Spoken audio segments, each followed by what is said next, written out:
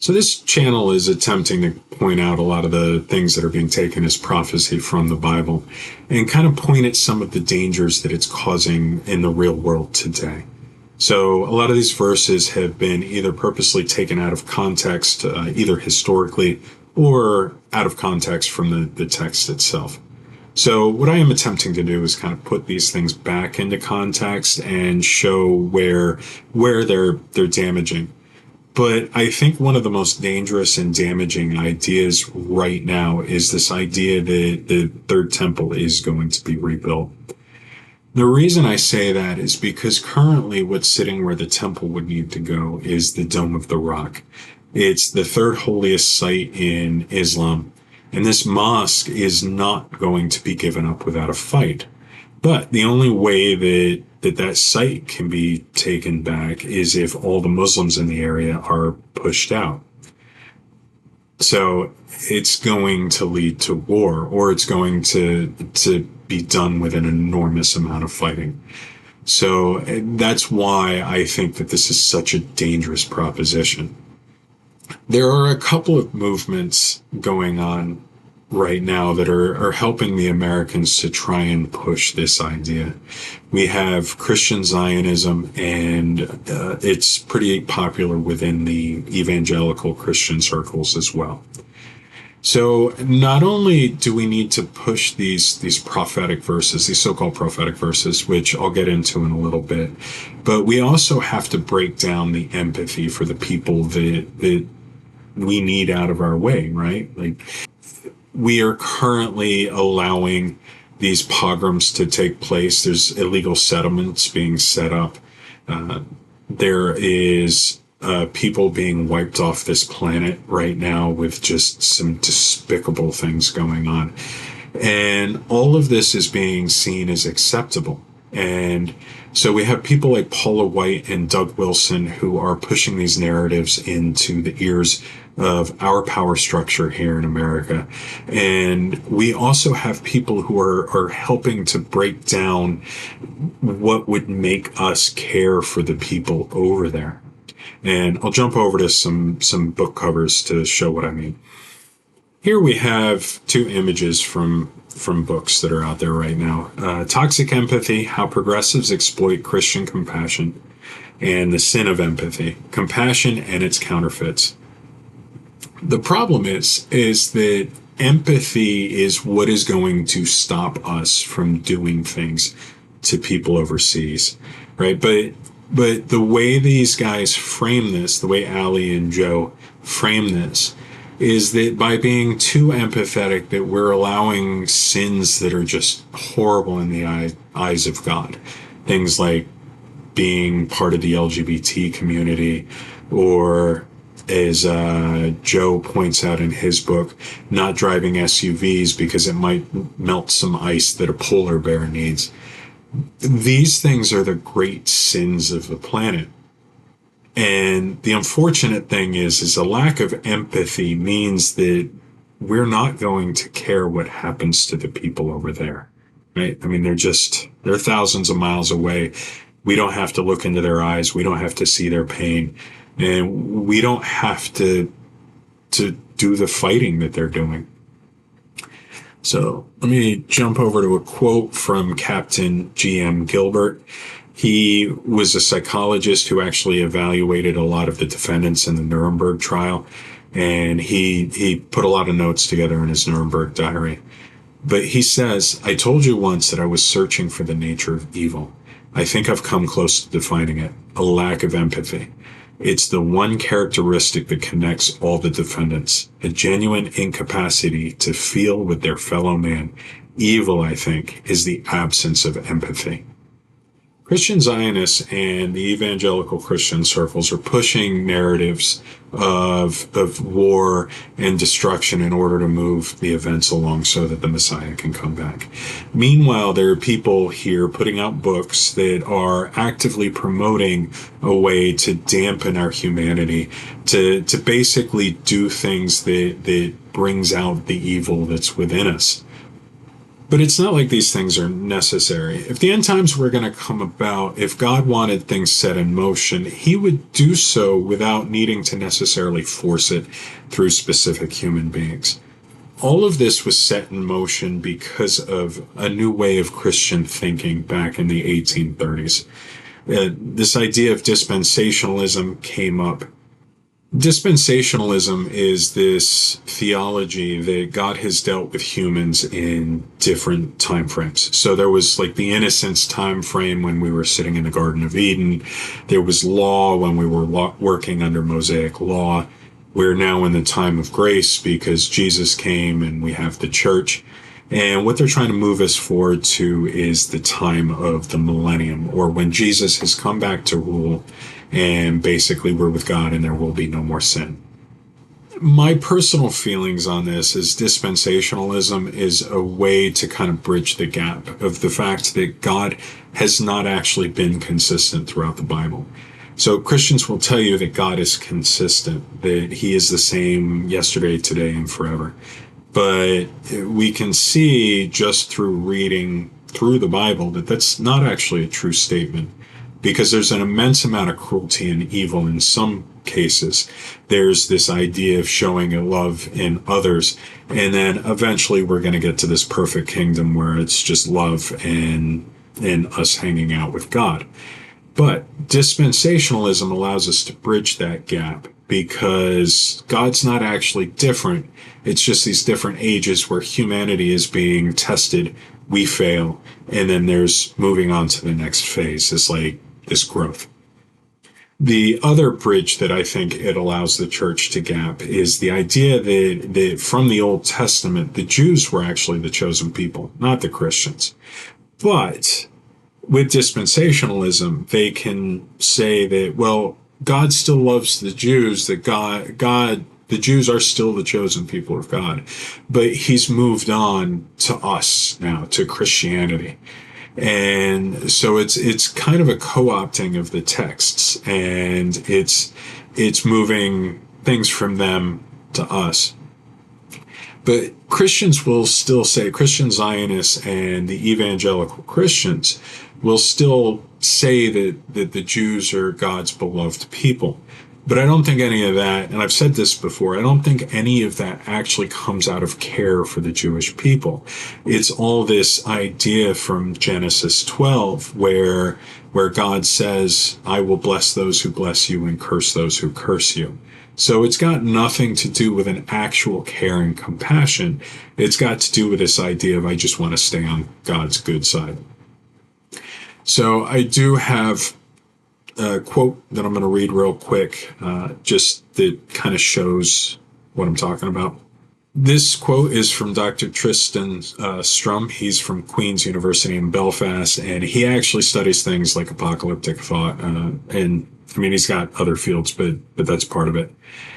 But he says that Jews are seen as the chosen people of the earth, and therefore are to be unwaveringly supported as God's army soldiering towards the apocalypse. So the Jews are basically supposed to be the army that's marching out. Protestant Christians, on the other hand, are understood as the chosen people of heaven in the post-millennium earth.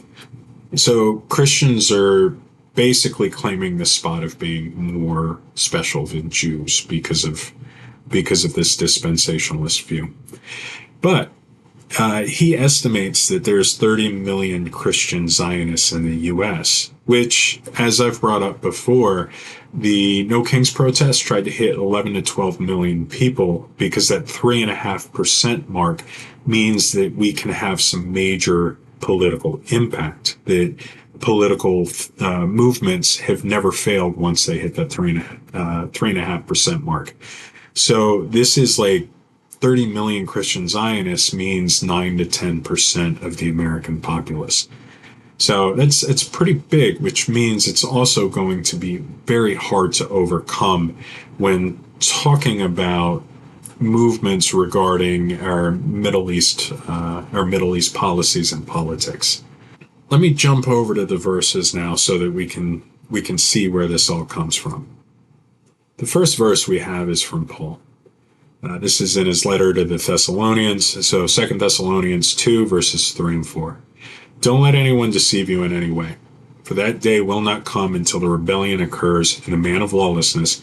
This is considered to be referencing the Antichrist, and that actually has a specific point that it comes from in the book of Daniel. But the man of lawlessness is revealed, the man doomed to destruction. He will oppose and will exalt himself over everything that is called God or worshipped, so that he sets himself up in God's temple, proclaiming himself to be God. All right, so we have the Antichrist, who is basically in the temple, this third temple, calling himself God. We have Jesus from Matthew 24, verses 15 and 16. So when you see standing in the holy place the abomination that causes desolation. So again, a reference to Daniel, taken as the Antichrist, spoken of through the prophet Daniel. Let the reader understand. Then let those who are in Judea flee to the mountains. And so he goes on, talking about all these things that we should do to run. The one problem I have with these verses from Matthew 24 is things like Jesus noting that there will be wars and rumors of wars. But as I brought up before, when has that not been true? Humanity in its recorded history has not really ever had a time of peace where we're not at war. So just because we didn't have the nightly news to say that there's wars going on elsewhere in the world doesn't mean that they weren't happening. And then he also brings up natural disasters like earthquakes and famine. But again, that's been just part of the human condition from the beginning. There's always been earthquakes and hurricanes and forest fires and tornadoes. So basically what is being done here is pointing to a time that could literally always exist. We could literally always be in the end times according to this, minus the third temple and the idea that this Antichrist is coming up. So from Daniel 12, verse 11, this is just one of the verses. From the time that the daily sacrifice is abolished and the abomination that causes desolation is set up, there will be 1,290 days. So that comes into what's considered end time prophecy later, which we'll come back to in a future video. But the abomination that causes desolation is noted there. And then we also have Daniel 9:27. The sevens are referring to different times, which I'll come back to in a future video as well. But he will confirm a covenant with many for 1 7. In the middle of the 7, he will put an end to sacrifice and offering. So the middle 7, the one thing I will note of that is the end to sacrifice and offering. So first off, in order for sacrifices to happen, there needs to be a temple. And in the middle 7, that's considered 3.5 years in apocalyptic revelation kind of end time theology, that he is going to basically come along, stop the sacrifice. And then he will, and at the temple, he will set up an abomination that causes desolation until the end that is decreed is poured out on him. So we have a couple of verses that are being taken as the temple needs to be there in order for these sacrifices to occur, in order for the Antichrist to come along and stop the sacrifices. So this temple is one of the other main things. So in one of my previous videos, I pointed out the fact that the country even needs to be there in order for the Christian apocalypse to come along. And now the next step is getting that temple back in place. So that's why I'm saying, like, from just a couple of these verses, there is some real world dangerous impact that could occur because of these belief structures. And the problem is that within the psyche of the American Christian Zionist or evangelical Christian are being put these puzzle pieces to say, don't have the empathy, don't care for these people as people overseas, because they're the thing that's standing in the way. They're sinners anyway. They're going to go to hell. And so there's a lot of tropes. There's a lot of things that are being pushed through these pastors like John Hagee that are causing a dehumanization of these people. When it comes down to it, we are all in this together. We share this planet and we should be caring for one another. And this is what this religion is supposed to be about, right? Christianity is supposed to be about the idea of love and forgiveness and kindness, right? Jesus says it all the time. He talks about love your neighbors, you love yourself. The idea that he gave out free health care and made sure people ate, it's when taking a look at the positives, those things are being washed away against certain groups. And it comes down to hate the sin, love the sinner, with the key word in that being hate, because you can't really separate hate from what you're doing with these people. So I just, like I said, I really wanted to point out the danger of this. And when you consider that things like the book of Daniel, it's taken by the church as having been written in the basically right around the time of the Babylonian occupation. Christian scholars put it closer to in the 160s BCE. And Christians or biblical scholars will also say that they believe that a lot of what's being referenced through Daniel is referencing events that were current to that time, that were current to the writers. When you take a look at the book of Daniel, it's not actually an apocalyptic book. It's just being interpreted that way. And I think when it comes down to it, it's because people don't want to face their own pain and suffering. We're always looking for somebody to come and save us from our problems. What we have now is a group of people, a large group of people, who are willing to allow the Middle East to devolve into war and bloodshed and pain and suffering. And it's all necessary because this temple needs to be rebuilt. Anyway, thank you for listening if you've made it this far, and hope you like and subscribe. And like I said, I'm just going to keep going through different verses, trying to point out where these things are a real problem to the people today. So thank you.